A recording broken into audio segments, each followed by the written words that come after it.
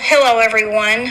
Tonight, I'm talking to Steve. He's from Amarillo, Texas, and he's going to be telling everyone about his Sasquatch encounter. So I'm going to let him take it from here.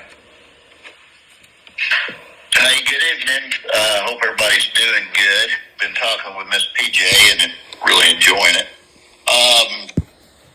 So, like she said, my name is Steve. My last name's Arnie. If you want to look me up on Facebook, I really don't. I know I probably should, but I don't care who looks me up or says, well, I don't know that I believe in any of that, and so they're going to laugh at me. I don't care about none of that. I'm too old. So, anyway, I'm from Amarillo, grew up there, and lived to hunt and fish. Now, in that country, if you've ever drove through, you can see for 30 miles in any direction. It's flat, right? There's not a lot of trees. You got to know where to go to find a lake or to be able to deer hunt or whatever. So, Bigfoot never was part of my journey through life, if you will. And then along about the time I was 40 years old, a divorce hit that I never saw coming, and life totally changed. Took a long time to get myself squared up from that, but I think we're there. And so anyway, I married this really, really lovely woman named Amanda, and she moved to Amarillo with me for a while. Well, her daddy started doing bad. Miss PJ, I don't think I was able to tell you that earlier. And so she asked me if I would consider moving to Oklahoma. And I said, yeah, absolutely. I love Oklahoma. I can hunt and fish. It's easier. There's a lot more woods and water there. And I've got a family there. So, yeah, let's do it. I said, but you ain't ever get me in Oklahoma City. You couldn't make me do that on a bet. So, I said, here's the deal. By the way, we lived on a little farm in Amarillo, north of Amarillo. I said, I want 10 acres of land. And because I've lived in a place where everybody can see everybody's stuff, I don't want to see nobody. I want to be a hermit. I want my house right in the middle of that 10 acres to where you have to know it's there to get there.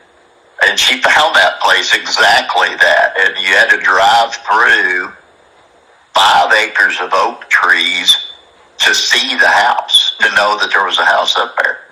And I looked at her, Miss PJ, and I said, honey, I hope you like that house. She said, why? I said, because we're buying it.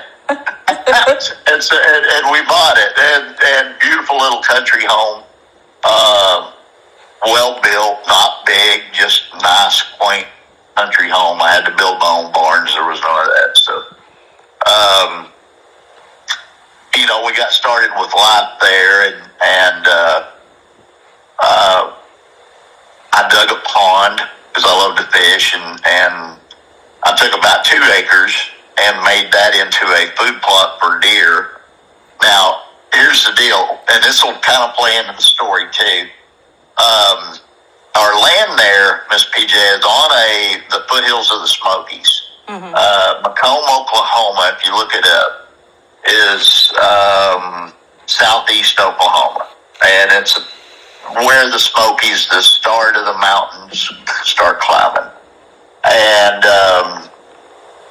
but behind our place, we lived on the highest hill out there in that county, and it teardropped down 2 or 3 times. Our house was on the highest hill, then it teardropped to a level, and so on. And so my pond was on level number 1. Well, the next teardrop down was my deer fields. There was some weird stuff in those fields that we'll get into. But here's the one that'll hopefully make everybody's ears perked up. The last teardrop down on our land backed up to this giant ranch. And I learned later, after we had been there a few years, talking with one of the old ranchers down there, that was a Trail of Tears. That was a literal Trail of Tears where they drove the Cherokee natives from Georgia to Oklahoma. It went through our backyard. Okay? Mm-hmm. When I found that out, I was excited about it. I love the Native American Cherokee, I guess, maybe a quarter. I don't know how that works exactly. I need to look into it. But my great-grandmother, I'm sorry, was full-blood Cherokee. Mm-hmm. And so I've always loved the lifestyle. If you could see my little man cave that I got here that I'll have to tell Paul about. There's Native American stuff hanging on the walls. There's deer skins and raccoon skins and deer antlers. And then, because I love John Wayne, there's horses and saddles and that kind of stuff hanging on the walls. Mm-hmm. But so I've always romanticized the Native lifestyle. Well, this talk is gonna get a little spiritual, y'all, and I hope you're okay with that. My granddaddy, I was telling Miss PJ, was a Pentecostal pastor, probably the very best man I've ever known, and was a spirit-filled preacher. If y'all don't know what that is, look it up. But he was an excellent human being. And so, because I was raised in that church, spiritual stuff ain't that strange to me. I've seen it all my life. Now, I've seen things that I didn't want to see, things that kind of intruded, black mass and stuff like that scare the crap out of you. Mm-hmm. But that land, and I've got pictures to back this up, Miss PJ, that land, because it was near the Trail of Tears, I believe, was extremely haunted. And on my deer cam pictures, we have pictures that was mainly the palm of my hand, mm-hmm. where the picture snapped, and that's mainly all you see is the palm of my hand. But one of my buddies said, "What in the world is that behind there?" And there was streams of light coming down. I'll send you the picture. Okay. And in each stream of light, there was a native looking at me. Oh, wow. There was orbs there all the time. Sometimes at night on my deer camera, the ground would just explode with light. For no reason. There's no light down there. I don't want no daggum lights down there. And there's no light behind it. So it made no sense. But that ground was highly charged with all that stuff. Okay? Mm-hmm. Now, as a avid listener and not a researcher, but I've learned a lot through research. If you listen to a lot of these podcasts, mm-hmm. the native thing always comes into play. Yeah. Right? Mm-hmm. Okay. I think that these beings are very spiritual beings. Mm-hmm. If y'all want to get into that a little bit on what I think they are, we can. If you want. If not, don't worry about it. But so anyway, we knew that there were spirits there when we first got there. And it didn't bother me at all. As a matter of fact, my oldest son that loves to hunt, I asked him once, I said, "CJ, tell me how you feel when you're down there in them woods." And he did 8 years in the Navy. He was in Afghanistan. He dealt with death. I'll just put it that way. It changed his life forever. And he looked at me and he said, "Dad, I'm at more peace down there than anywhere else that I know." And I grinned and I said, "Yeah, me too. I know exactly what you're talking about." So none of that native thing was bad, but native, Bigfoot, spiritual, all tend to go together a lot. Mm-hmm. Okay, now I didn't see no Bigfoot come out of a green orb or a flying saucer, none of that crap, but I ain't saying that it couldn't happen. Yeah. I don't know these things. Only God knows these things. But anyway, we had several native things happening in the beginning when we first moved there, and I thought it was fantastic. As a matter of fact, when I did the food plots, mm-hmm. I didn't touch. That was the other thing I was going to tell y'all is, I mean, this was tough. That Trail of Tears was no joke.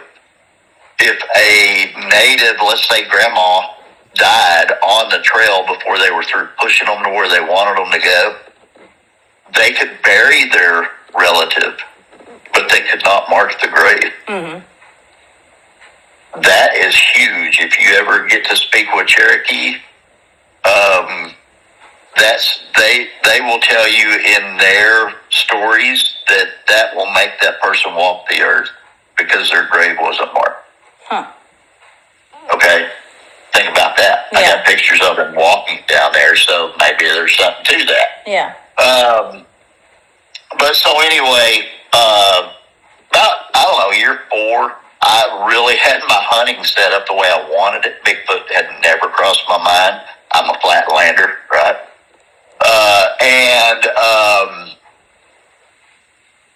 One night I'm hunting this PJ, and now I have it hard. Paul will laugh at me, but my deer blind, I could literally see the back porch from our kitchen. Mm-hmm. From my deer blind, yeah. Right? So, I mean, I worked hard, dude. I had to walk over a whole hill to get to my deer blind. So, anyway, I had it set up down in there. And I was so excited because it was opening night of bow season. I had my food plot up about knee high. There was deer sign everywhere. I just couldn't wait to go out there and use my crossbow. So I'm in there, and my blind's a ground blind. And I'm gonna do this the way it happened, okay? So y'all may want to kind of sort of cover your ears because this is what happened.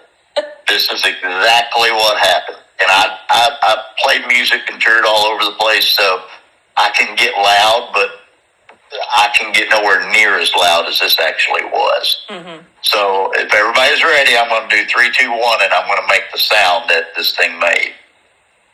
Okay, 3, 2, 1.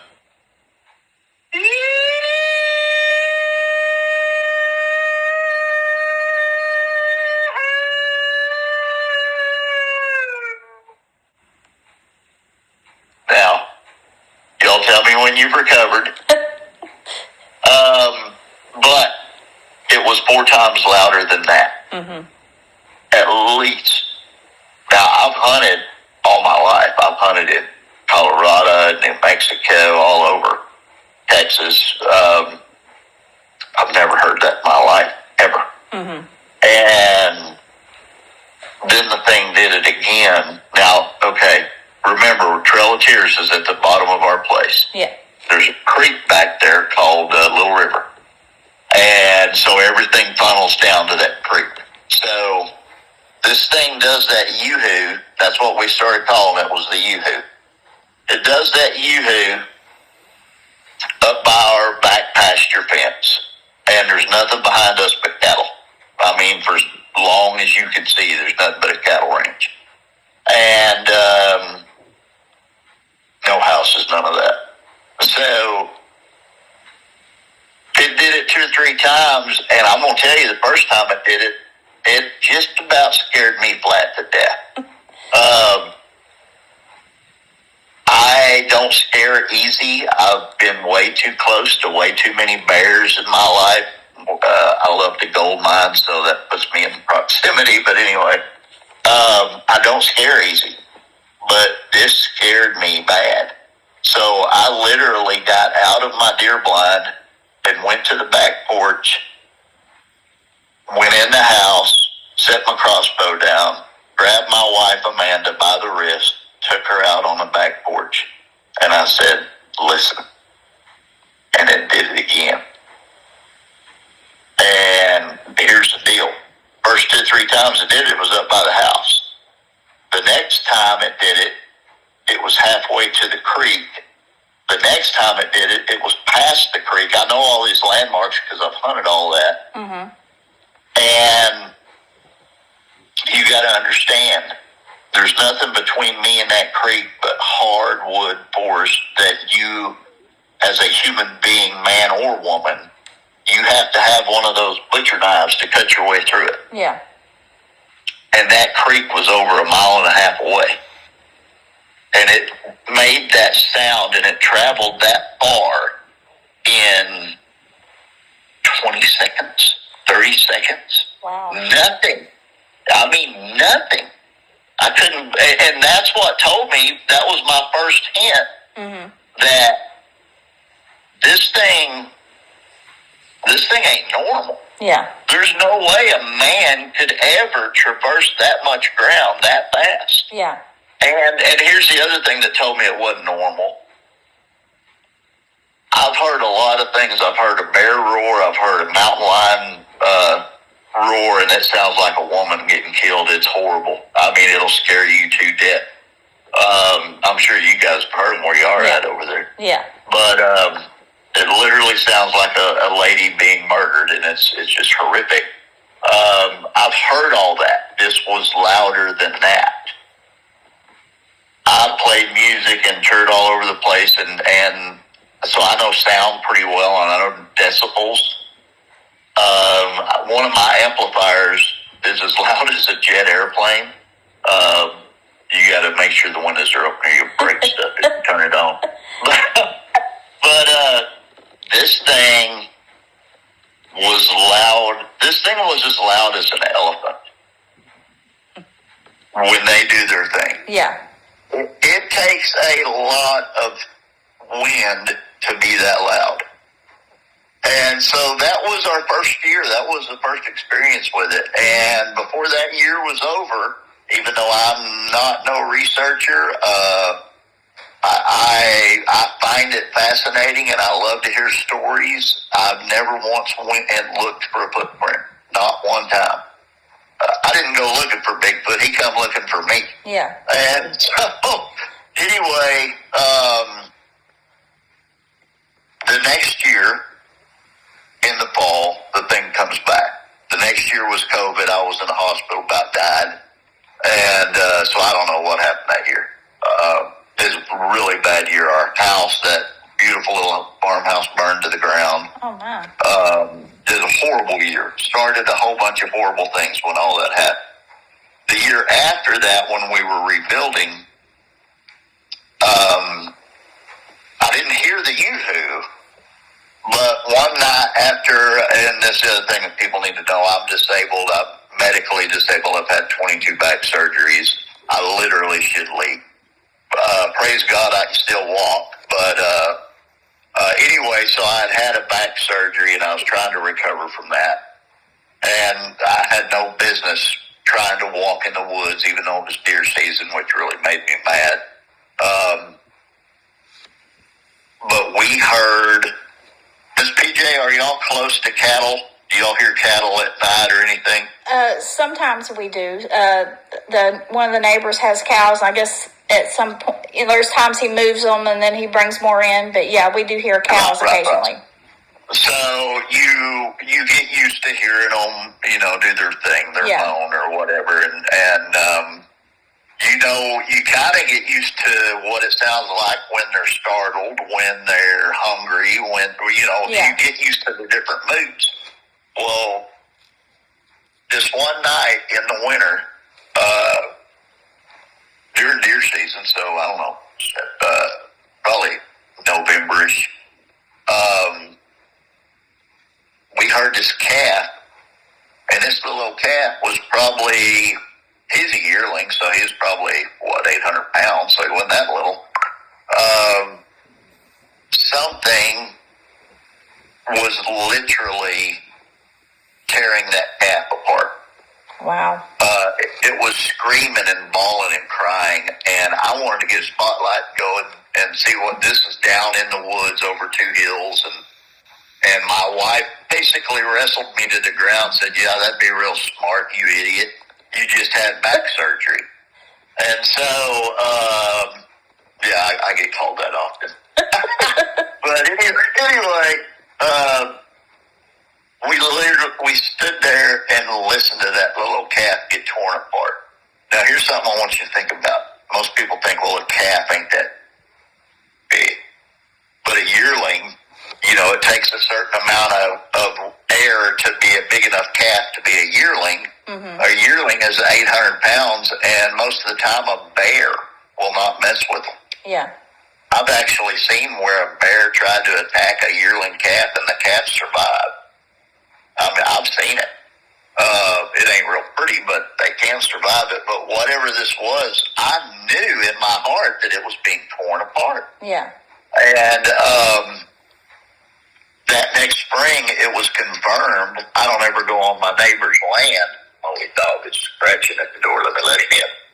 I don't ever go on my neighbor's land, but my dogs are hunting dogs, and they, over there they had the run of the place wherever they wanted to go. They knew not to mess with cows or any of that. Yeah. And so anyway, that next spring, my dog started bringing up fresh bones from a calf about the exact size that I thought it was. Mm-hmm.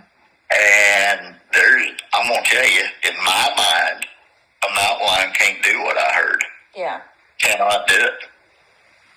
So that was like year number 3. I never had a sighting in Macomb. This is the last thing I'll say about Macomb. And we loved it there. By far. Oh my God, people were phenomenal people there. But our church, I played in the Christian band at our church. We did a youth group, all kinds of stuff. Well, they called the school of Macomb. I'll get around to it here in a second. School of Macomb called the church of Macomb and said, "Hey, would you guys come and play a back-to-school barbecue campfire for us up here at school for all the kids?" Because we did a lot of things in the community for the kids and stuff. I said, "Sure, we'd love to."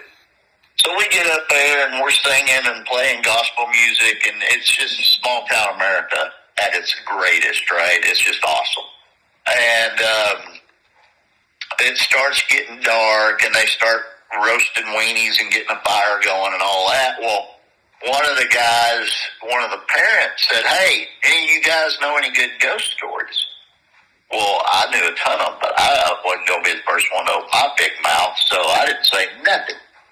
And another guy said, "Well, surely some of you know some stories," and they were trying to get something going. One of them said, "Well, what about a Bigfoot story?" And I kind of cocked my head and looked at him and said, "A Bigfoot story? That's interesting." And one of them looked at the other and said, "Oh, yeah, that's Steve. He ain't lived here but 3 or 4 years. He don't know about those yet." And they just grinned and laughed. And so at that point, I felt fairly comfortable telling that story. Mm-hmm. And, but his comment, he ain't lived here long enough,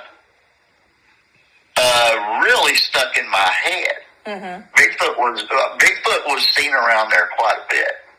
As a matter of fact, and I mentioned this to Jeremiah, a guy that interviewed me a while back, you can go online, go on YouTube, and look up Bigfoot / Asher, Oklahoma. Mm-hmm. And there's a video of a guy. He was he knew how to do controlled burns, where you burn the underbrush in your woods. It makes the chance of fire taking out everything a lot less if you'll keep that underbrush, burnt down. And so he was doing a controlled burn video in Asher, Oklahoma, 15 miles from where we lived in Macomb. And, he had a good time, told everybody, "Well, I hope you learned something today about controlled burns." Well, in the comment section after the video was done, somebody said, "Well, ain't you going to tell us who was the Bigfoot?" And he's like, "What are you talking about? Who's the Bigfoot?" They said, "Look on your video really close. Go back, slow it down, and look at it. While you're doing that controlled burn, there was something incredibly large running through the background like a sprinter. And when you pull it up and look at it on that video, it doesn't run like we do. It ran very smoothly until it had to jump something. You know how when we run, our head bobs up and down and we pump our arms and all that? They don't do that. Mm-hmm. They have a different stride to them. So anyway,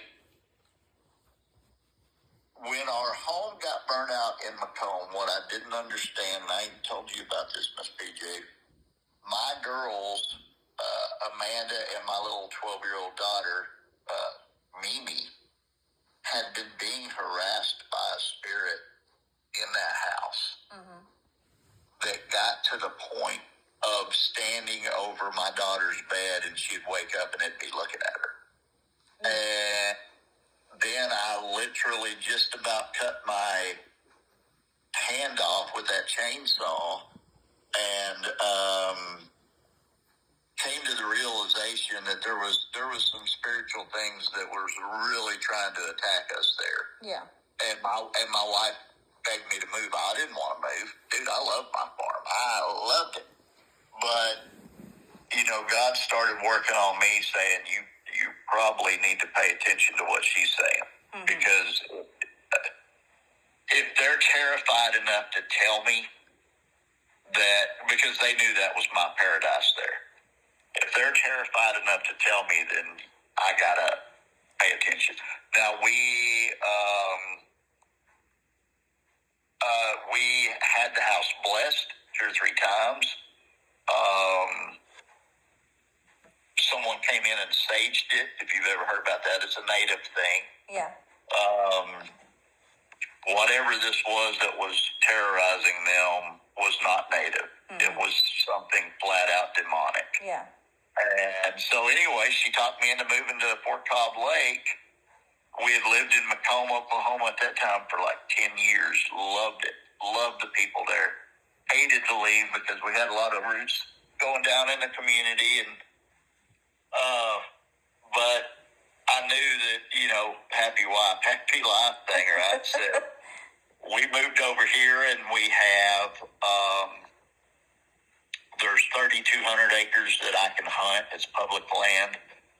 The fishing over here is fantastic. Our freezer's stocked full of catfish and striper.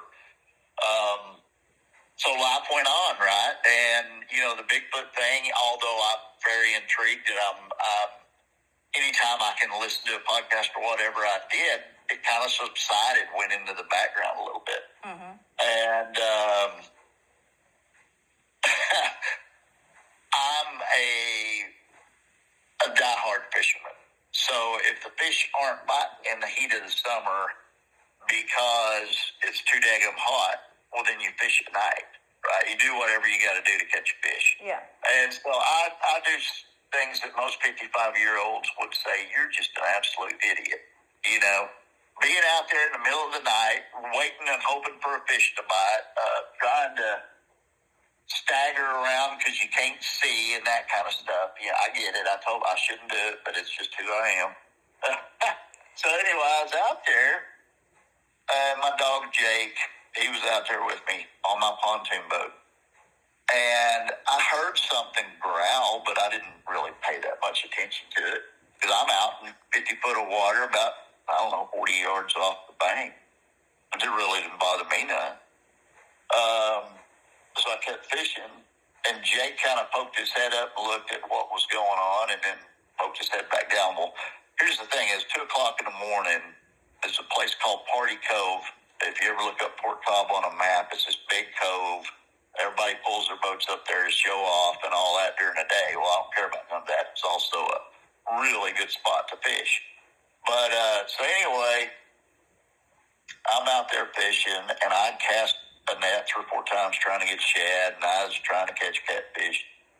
And oddly, off to my left, about 400 yards away, I started hearing boat wake. Do you know what that is? It's where the waves are hitting the shore. Yeah. And you can hear them rolling up. That's yeah. boat wake. Okay. Started hearing that. I didn't think nothing about it at first, and then it dawned on me, there's not another boat out here. You're the only boat out here. And then I'm like, well, that's just so freaking weird. What's going on? And, you know, there was nothing of that made sense. I couldn't make it make sense. So I was still fishing, though. It wasn't bothering me that bad. And then all of a sudden, I'm fishing and kind of looking over that direction at the boat wake where I hear it, but I can't see that far because it's 2 o'clock in the morning. All of a sudden, Miss PJ, a football-sized rock lands in the water about 20 foot from my boat with gusto. Okay? Mm-hmm. 2 o'clock in the morning. I mean, it was not a big fish jumping. We have big fish, they do jump. Yeah. But this thing hit the water like it had been shot out of a cannon.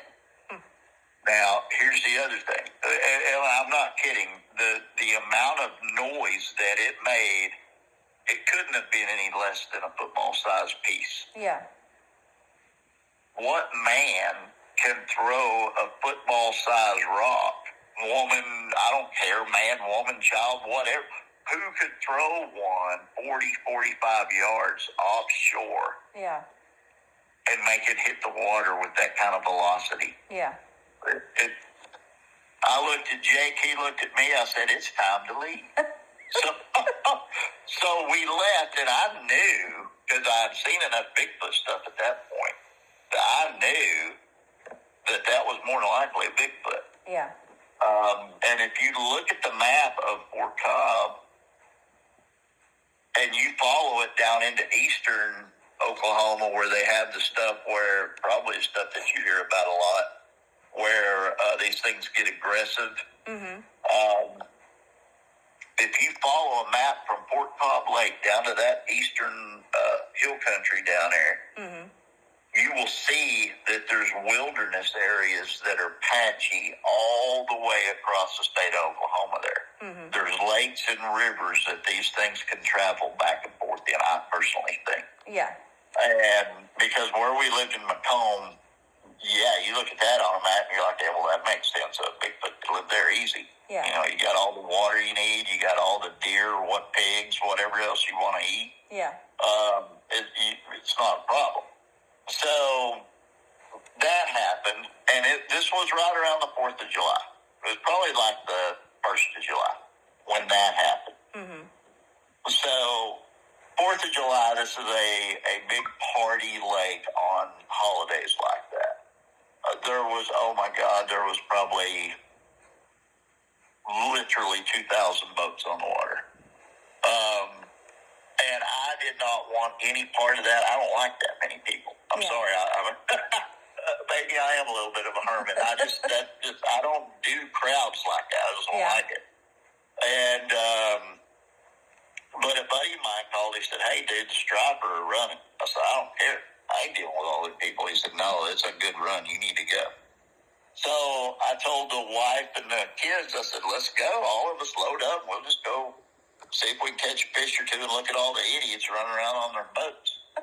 So we're all out there, and we caught some fish, and we were over kind of by Party Cove, and of course my little girl wanted to go over and swim with everybody.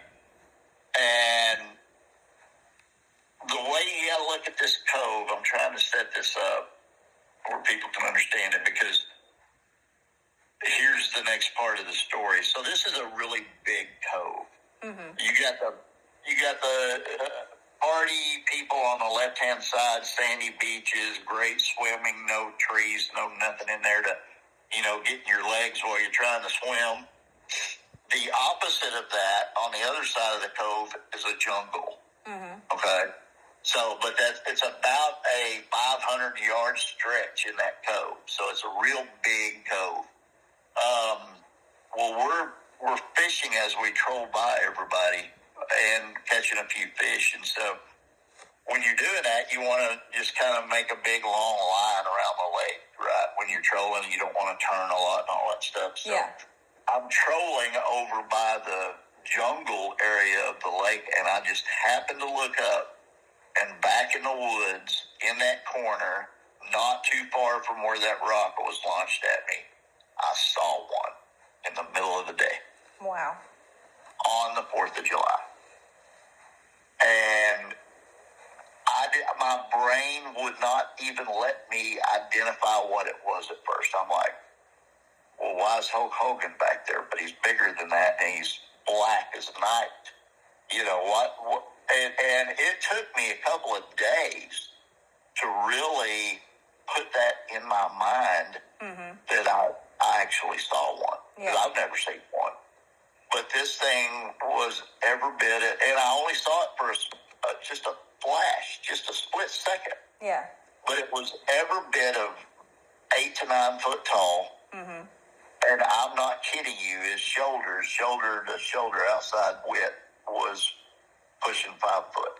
Hmm. This thing was massive. Big and I saw him I saw him from about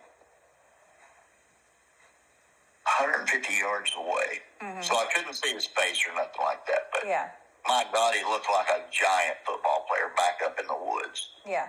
And I got to thinking, go back in your mind in this story to the boat waves washing up on shore. It didn't make no sense. Yeah. What if that was his family? Mm-hmm. What if there was a couple of them wading across? They had been hunting or whatever back in the jungle, and they were wading across the little area to kind of take a shortcut. Yeah. That's the only thing that makes sense because there's no cattle over there. Yeah. There's nothing that big that would make a wake in the water. Mm-hmm. A deer wouldn't, right? A deer might make a little bitty, but I'd never hear it. Yeah. There's no cows over there. And so what if what I heard was a couple of them walking through the water, sloshing, trying to get through the water, and then he threw the rock to get my attention away from that and to try to get me out of there, which worked very well, by the way. So it just dawned on me that was the deal. So that spooked me pretty good. Now, I mean, I went home and I told Amanda about it. She looked at me and she said, "Don't you ever ask me to go night fishing with you again." I said, "Yeah, I can kind of understand that." Yeah. So anyway, 2 or 3 weeks went by, and the other thing I would do in that cove is I'd go over there at night and I'd cast my net to catch shad, to catch catfish. We've got giant blue cat in this lake. I mean, big as 70 pounds. We got millions. And so I was over there casting my cast net, and when you do that now, even though it's at night, you got to be in about 3 foot of water to catch shad really good. That's the water that they like to be in. Yeah. And so you're pretty close to shore, right? Well, I was over there catching shad, and still, once again, Bigfoot or none of that was on my mind whatsoever. My mind was on what I was doing. And all of a sudden, and I cannot understand this, make sense of this, other than let me tell you the whole thing, and then we'll see what we can figure out. But all of a sudden, something in my gut said, "Get out of there. Mm-hmm. Get out of here. Get out of here." And it got so loud in my gut, it wasn't an audible voice, but it got so loud, "Get out of here." Yeah. That I fired up the boat and left. Mm-hmm. As I was leaving, I heard a hoot owl make 3 calls, a barn owl, a night owl, whatever you want to call them. Yeah. Made 3 calls as I was leaving. I had heard that over there in that corner before, and that wasn't no owl. Yeah. They're good at mimicking other animals, and I'm fairly certain that was one telling the other, "You're clear." Yeah. In my mind, yeah. That's what it was. And so that's my Bigfoot thing, man. I was not a non-believer. I didn't think about it one way or the other until he came to meet me. Yeah. And I'm gonna tell you, these people that say there's no way that these things are real, well, they don't go to the woods of Oklahoma very often. I don't know why science has taken such a hard stance against it, but it makes perfect sense that they would be there. Yeah. And quite frankly, I personally, I hope nobody ever kills one and throws it on a table. Yeah. That's my opinion, because I don't think it's just a dumb animal. Yeah. I think it's more than that. I think it's if you want to know my true opinion, I think it's a descendant of a Nephilim. Yeah. Well, that's kind of what I think. There's spiritual things to them. Yeah. Right. Yeah. And that get out of here thing. Yeah.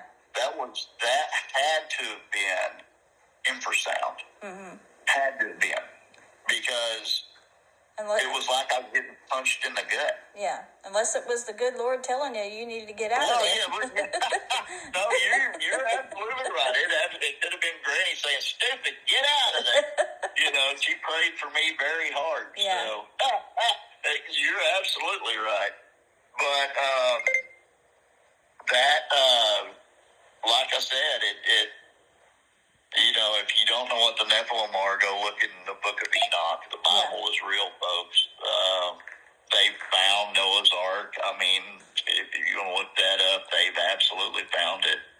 What we've always thought were stories, of King David and all that, well, they're finding all that history.